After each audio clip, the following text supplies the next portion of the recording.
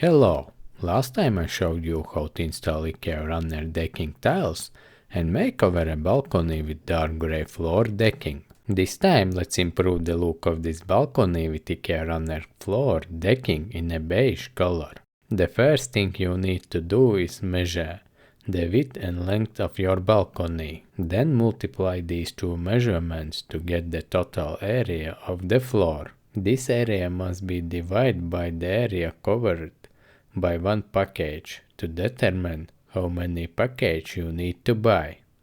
Clean the surface of the balcony before starting any work. Once the packages have arrived, figure out the desired pattern and place the decking tiles on top of the balcony floor.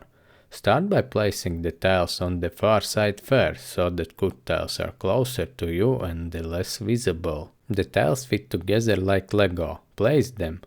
Give them a little tap and they snap together. Once all the wall tiles are assembled, measure the length of the side tiles. Mark the length of the tile and cut off the excess part. I used a hacksaw and a metal file to get the best result. All tiles that do not fit need to be cut. After filling all the space with the cut tiles, your finished project.